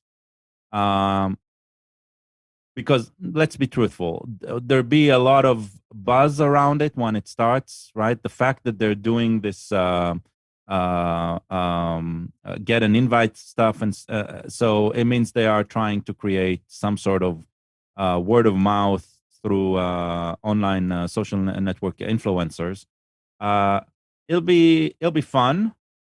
I'm guessing that's probably why it's not too practical to start with, because they understand that they need to sell the fun factor first. It'll be interesting seeing this. I know Amazon already has a little robot, which I'm sure was the prototype to this one, and it's like a desk robot for like $200, and it looks like Wall-E from the Pixar movie. I don't know what they're called, but I've seen people on like YouTube or whatever that have them, and they're super That's adorable. not Amazon though. It's not Amazon? Evo. Oh yeah, Evo. Oh, I thought it was Amazon. Yeah, no. That's some other brand. Yeah. Oh. Here is thing. what you do. You buy an Echo Show and you buy a Roomba. Perfect. And you buy a roll of duct tape. Yep. Yeah. And you tell the Roomba to go out and vacuum every hour. I'm pretty sure Roomba can be controlled through the Echo Show. I'm sure. How are you going to charge? Yeah. What are you going to have an extension cord trail? No, This thing, the Echo Show doesn't have a battery. They charge. Then you put a battery pack. Come on, that's your problem. You could do the solar panel thing that was on the deal. Oh Jesus! Yeah, strap it on there. Good. Right. So you keep all your windows open, and it only works during the day. But you have a 110 watt solar panel. You need duct to tape take your it Roomba. out for a walk like It's a dog. Still, Come it's still on, less it's than perfect. $1,000. How much is a Roomba now? Like 300, and then 120 for that deal, and then like you get a free Echo from Amazon. Boom, that's like under $1,000. Touche. I wonder how long. I mean, the Echo runs on 12 volts. The show probably doesn't run on 12 volts because it's active. But there's no way the screen on that runs on 12 volts. All screens run on 12 volts anyway. It's just a transformer inside the TV. LEDs and all that, they all run on 5 and 12. But I mean, I understand that, but okay. Yeah, no. I mean, I don't know how it plugs in. If it plugs in directly to power without a brick in between, yeah. But I know the Echo, the regular Echo. I mean, it's got a brick. It's a 12 volt. So I don't know. I mean, this is just we're talking fun here. We're not being serious. I hope nobody's going to duct tape an Echo Show too. Huh? I'm 100% serious. What are you talking about? I'm doing that YouTube search right now. Okay. All right. While you're doing that, let me bring up another story about home automation. According to a new study from Cornell researchers, smart thermostats are initiating peak demand throughout the network at a bad time of day. Many homes have their smart thermostats turn down temperatures at night in the winter. This is coming from Max Zhang, a professor at Cornell. The temperature can be programmed to ramp up before you wake up, and you'll have a warm house. That's the smart thing to do. But if everyone keeps their default settings, let's say 6 a.m., the electric grid suffers synchronized demand spikes, and that's not smart for the system. That's the challenge. As we electrify the heating sector to decarbonize the grid, this so-called load synchronization will become a problem in the near future. So that's interesting. You know, hey, warm up the house before I get there at 5. And everybody turns it on Wow. But That's Can't already you do- happening. That already kind of happens now. yeah, can't you do the same thing without home automation? Just do your. Well, I mean, yeah, you've had thermostats for 30 years that have had schedules Yeah. on them, or you get home and you turn up the heat 2 degrees. right. I tell you what, we're about to be in a world of hurt here in North Carolina. Over the next couple of years, there's a law that was signed by the governor last year. It's going to require Duke Energy to cut their carbon emissions down to 70%, which, I'm not debating that, but they've already estimated that your bill is going to go up by an average of 35% over the next 20 years. So your bill is going to cost an incredible. Your power bill here is going to cost. But why? incredible. So explain the why. Why? I think the why. Yeah, why would it? Because they have to change the. Go up. They have to. They're going because it's estimated that they're going to spend about $170 billion to convert old coal plants to either nat gas or some other sort of infrastructure Nuclear.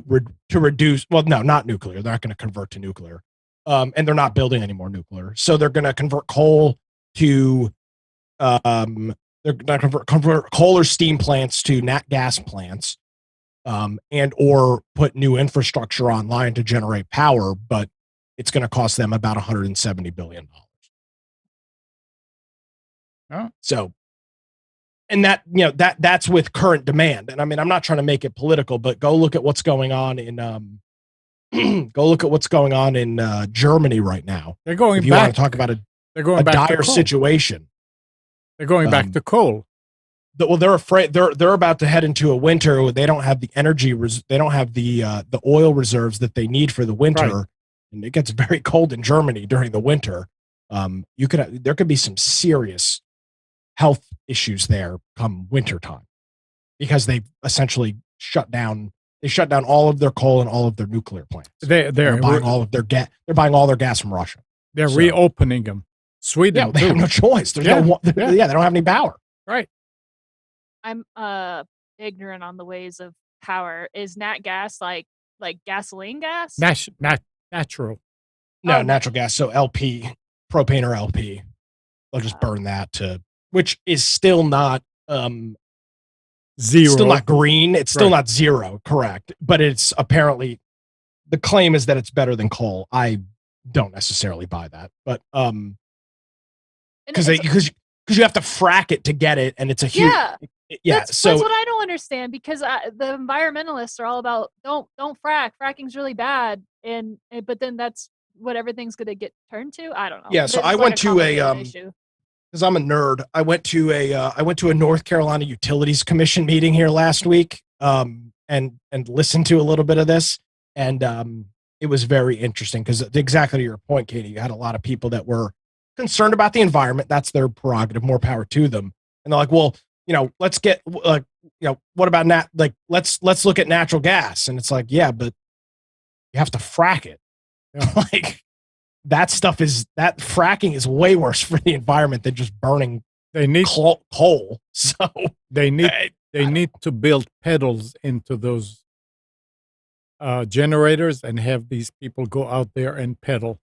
South Park had this solved with their bike, but that's too explicit for this program, so we can't go in. All right. I'll post an article about it. It's a rather interesting thing, especially in North Carolina. Now, I don't know where you guys were, but last Thursday, Twitter faced a brief outage. I was In the on the morning. air and I was trying to read a Twitter thread for one of my show topics. Leaving thousands of users without service for about an hour. I didn't Yeah. even notice. It was from 8:05, right when I was getting back from my commercial break, to about 8:35. Jeez. And I had a whole topic planned out based on looking at or commenting on a Twitter thread. And I went to load it up, which I should have done earlier. I It was didn't down. I didn't see any information about what happened. It's interesting though, because they had another big outage back in February. If you remember, they actually had two big outages in February. The one, it was I don't remember which one it was in February, but it was a significant outage, multi-hour outage for Twitter.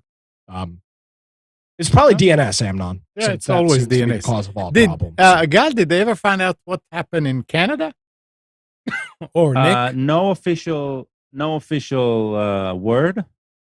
Um, the only analysis that came out was from Cloudflare, which they suggested the outage was due to internal. I'm actually reading this from the Wikipedia page where about the outage. So Cloudflare suggests that the outage was due to internal rather than external causes. It identified spikes in BGP updates, Wow. as well as withdrawal of IP prefixes. If you all remember the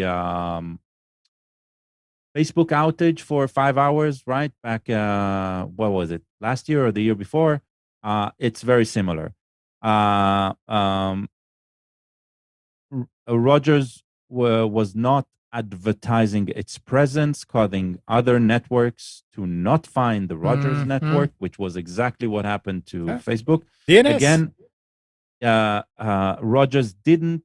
It's not exactly DNS; it's routing. Well, well, it's not technically DNS, but if you don't exist on the network, isn't it technically DNS because you're not in the registry book or you're not in the phone book anymore? Well, the IPs weren't there. It's not like the name wasn't there. It's the IPs disappeared. Gotcha. Okay. Yeah. Well, disappeared in quotes, right? Because they were still there. They just disappeared. No, they weren't there. You couldn't. That's the thing. You couldn't. So DNS handles the name to IP, and then there's IP routing going on, right? BGP is part of IP routing, so that went down. It's their BGP is probably running on Windows machine, and it was doing update, and it told them not to turn off their routers. I was just about to say that. Well, all the Windows computers had to update all at once. Yeah, it's definitely related. I mean, not definitely. It's most likely related to a software update, which is exactly what happened to them in April of 2021, right? So whatever they did after 2021, they did not learn from it. That's what it seems like. The most important information that did go out officially, not by Rogers, but by the Public Safety of Canada office, it was not a cyber attack, right? Well, that's because good. regulation there mandates them to report a cyber attack immediately. So it was not a cyber attack. So it was just somebody not doing their homework well enough, not making sure that the system can withstand whatever update they did. It was incompetence. Competence a second time. Katie. Exactly. Incompetence a second time.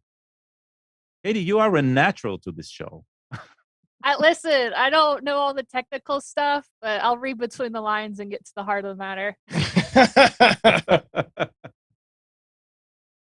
Yeah. Huh. I'm blown away by the fact that they haven't said anything. Yeah, That to me just I'm seems. I'm amazed as well. They're the They're second largest ISP in Canada, and like that would be the equivalent, like you mentioned, of Spectrum, the entire Spectrum network or Comcast network going out, and them just being like, Yeah. If you look at I haven't looked at Twitter lately on their account, but at the day of the issue, like about 8 hours after the issue was like a big deal already, there was an we apologize, right? And that's it. And not we have a solution, not I mean we have a solution, but not what it is, right? It was like we apologize, we're working on it, we identify it, but it is very, very bland, like a TV announcement in the last minute of the news or something like that. It was wishy-washy. But that's like companies and big statements MO though. Like whenever they make an announcement or what it is supposed to be an announcement, they never commit to anything in case it doesn't work out. It's like then they're not liable for the mistakes, and then they'll have a second mistake. So if they're like vague and kind of open about it, then there's wiggle room for them to, I don't know, not get blamed. Look, it doesn't in a work way, out. yes, but this is a public company. So that means that they need to appease their shareholders. That means they cannot lie either. Well, maybe right? they don't know. And so this is them not lying by like circling around the truth. Maybe they don't exactly know what happened. They're like, something bad happened. Which we makes know it- it happened. That's even worse. Which I know, makes but like, it even why worse, else? right? Why else would they not like have a specific like this was the issue? We know how to tackle this problem. We're gonna hire experts, and we're gonna get training to make sure this never happens again. Is that's a company or somebody that knows exactly what was wrong and how to fix the problem. So somehow they don't know what the problem was. They don't know how to fix it. It's like a combination of everything. Yeah. So it shows that this company shouldn't be running the largest network in a country. But yeah, that's exactly the critique. That's exactly what's going on there. And for now, nothing yet. Oh, well. That's all right. It's Canada. They will credit their customers. Yeah, there for you that go. day. Amnon. Canada, who cares? Yeah, exactly. Yep. All right. It's that time of day. Anybody has anything else to add or to bring up? Come on. Going once?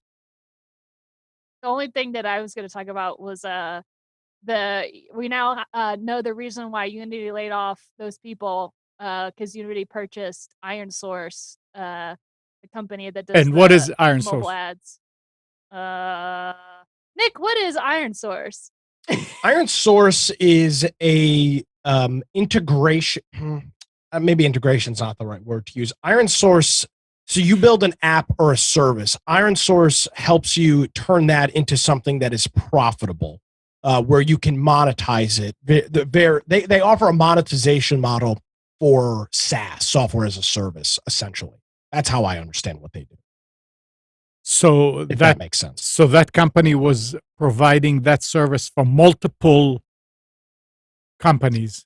They offer it as a turnkey As a service. monetization solution for you. If you built an app or program and were looking to do some sort of, and again, what they do is a little bit confusing, but yeah, essentially if you created software, you could use them as your monetization engine. So Katie, how does that help Unity? Well, yeah. Nick and I Great were question.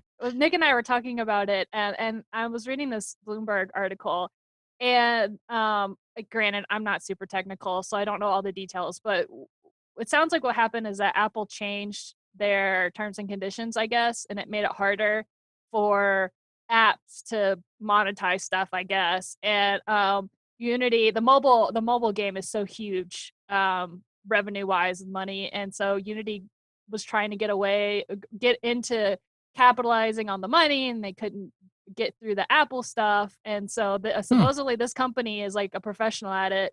So that's one of the reasons why they purchased them.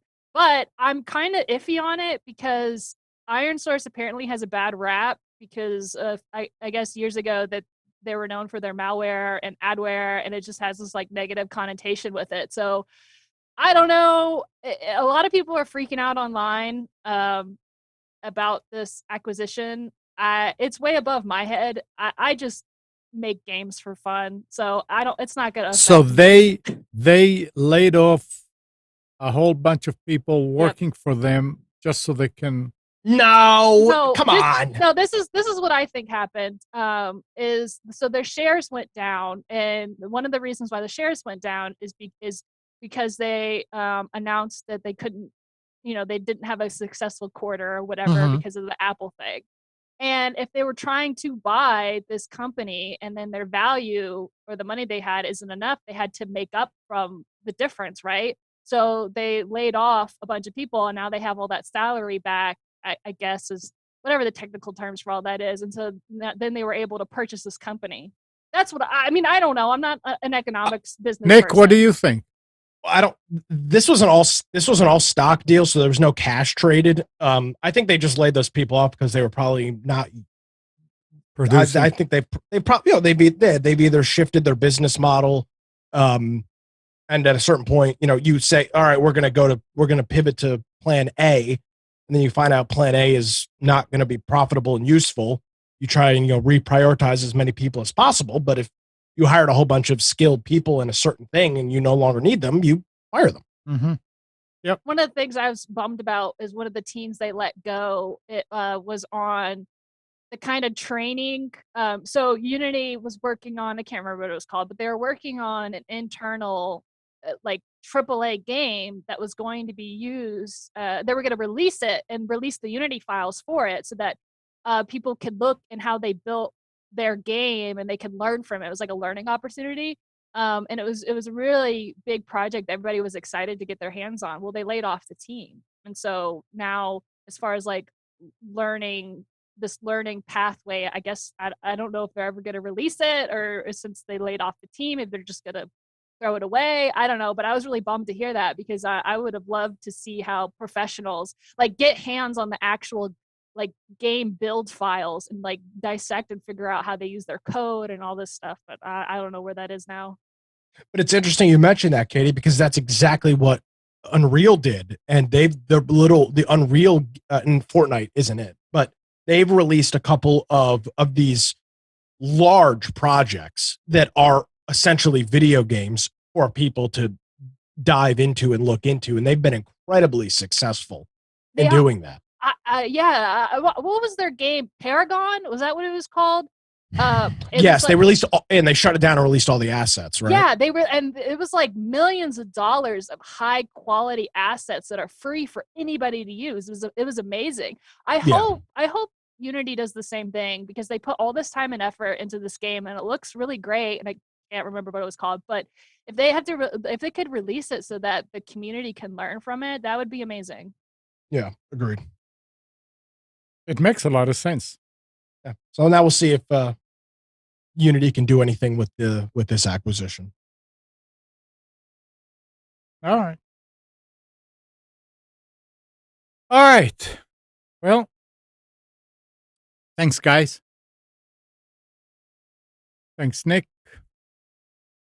Katie. Gal. It was fun. I might not be here next week, by the way. All right. My folks are going to be in town. So. Oh, nice. And good morning, Kathy, Hannah, Nabil, Mac, Norm, Dana, Dina, Eleanor, Sarid, Yaakov, and Yael. Thanks, everybody, for tuning to Computers 2K Now. We hope you enjoyed and maybe learned something from our time together. Remember to practice safe computing, back up your hard drive, and update your virus scanner. We'll be back here next Sunday at 9, but you can always reach us at computers2know.com. And remember, Monday through Friday, 6 to 9 a.m., Nick is on Wilmington 980 The Wave in 107.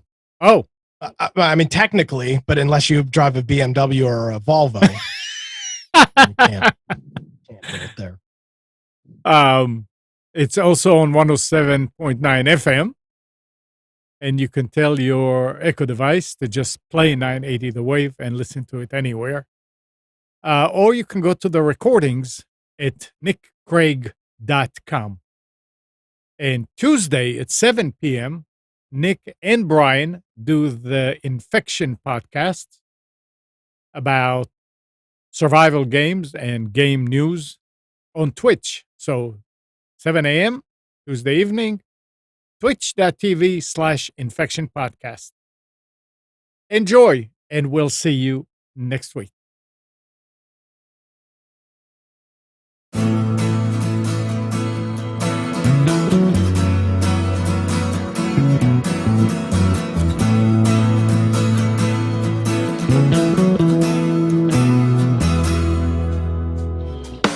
You are tuned to the Nissan Communications Network. If you tuned in too late, you can always watch each program in its entirety or download an MP3 audio file of it in the archives section at nissancommunications.com. Don't forget to subscribe to our YouTube channel, follow us on Twitter, and like us on Facebook. Sponsored by StreamingGear.com, Carolina Apparel, and DeltaForce.net.